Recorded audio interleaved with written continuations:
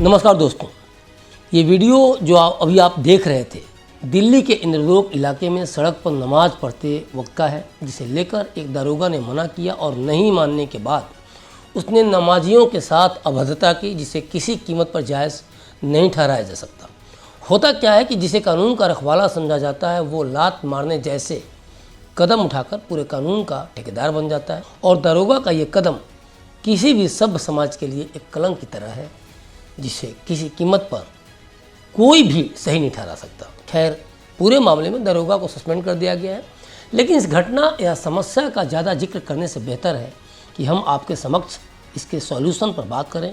आखिर ऐसी स्थिति आई क्यों, और अगर आई तो क्या दोनों पक्षों को दंडित नहीं करना चाहिए था? नमाजियों को लात मारी तो गलत किया, ये शर्मनाक है, लेकिन सड़क पर यातायात प्रभावित करना अपनी इबादत के लिए कतई जायज़ नहीं। मस्जिद होते हुए भी सड़क पर ट्रैफिक रोक कर नमाज पढ़ने से सारी व्यवस्था अस्त व्यस्त हो सकती है। पुलिस प्रशासन अपने काम ठीक से नहीं कर सकती है।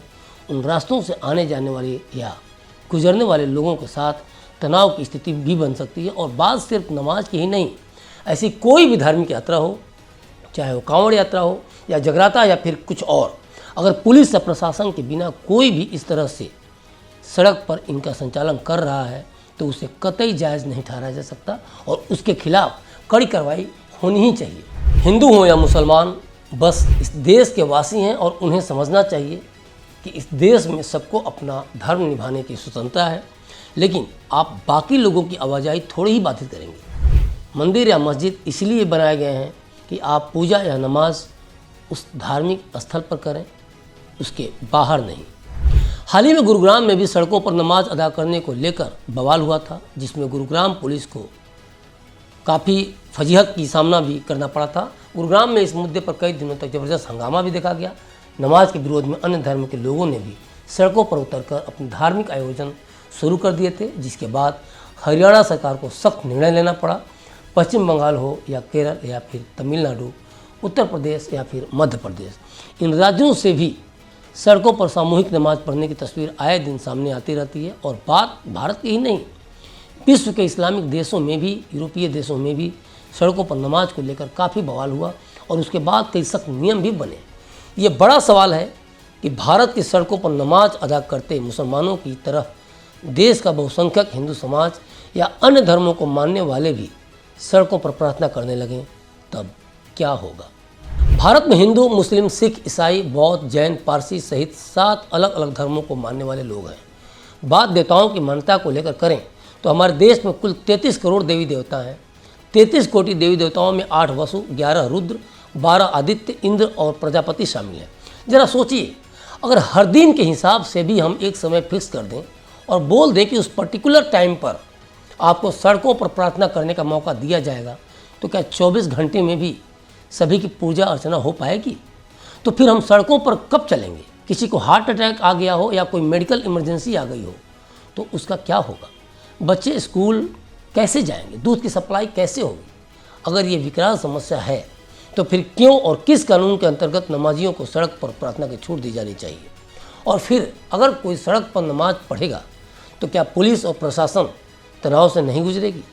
और ऐसी स्थिति में जो इंद्रलोक में हुआ उसे कंट्रोल करना संभव हो पाएगा? कुछ रिपोर्ट में यह दावा किया जाता रहा है कि दुनिया में सबसे ज़्यादा मस्जिदें भारत में ही हैं। सोचने वाली बात यह है कि भारत में लाखों मस्जिदें होते हुए भी आखिर यहाँ के मुसलमान खुले में नमाज क्यों पढ़ते हैं? और ऐसा भी नहीं है कि मुसलमान इन चीज़ों को नहीं समझता। इस्लामिक सेंटर ऑफ इंडिया के चेयरमैन एवं लखनऊ ईदगाह के इमाम सुन्नी मौलवी मौलाना खालिद राशिद फिरंगी महली का कहना है कि अतीत में भी हमने मुस्लिमों से अपील की है कि वे सड़क को बाधित कर नमाज अदा न करें। अब ऐसे में सवाल है कि नमाजियों को सड़क पर नमाज पढ़ने के लिए किस मजबूरी में आना पड़ता है? क्या उन्हें मस्जिद में जगह कम पड़ती है जिसके कारण वो सड़क पर नमाज पढ़ते हैं?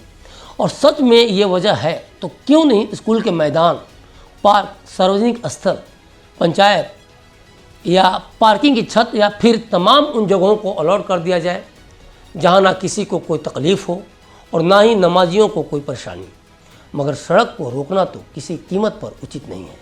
भारतीय संविधान का अनुच्छेद 25 कहता है कि सभी व्यक्तियों को अंतःकरण की स्वतंत्रता, धर्म को अबाध रूप से मानने, आचरण करने और प्रचार करने का समान अधिकार है। यह अधिकार सभी के लिए है, लेकिन इसका मतलब ये नहीं होना चाहिए कि आप अपनी पूजा नमाज से कुछ ऐसा करें जिससे व्यवस्था के लिए समस्या पैदा हो, कोई नागरिक या गैर नागरिक इसे लेकर परेशान हो और देश का नाम खराब हो। यह जरूरी है कि अगर आप भारत में रहना चाहते हैं तो संविधान का पालन करें। आप किसी भी धर्म के हों और कानून में जो सही हो उसे नज़रअंदाज कर अपने अनुसार करते हैं तो आप भारत के संविधान को नहीं मानते हैं, ये भी साफ है। ज़रूरत है एक भारतीय होने के नाते संविधान का पालन किया जाए, अन्यथा आखिरी विकल्प हमेशा खुला रहता है कि आप ये देश छोड़कर ही और कहीं चले जाएं जहां आपको अपने अनुसार करने की छूट हो, भले ही आप हिंदू हों, मुसलमान हों या फिर किसी अन्य धर्म के हों। तो अभी तक के लिए बस इतना ही। मुझे दीजिए इजाज़त और देखते रहिए क्लिक इंडिया। शुक्रिया।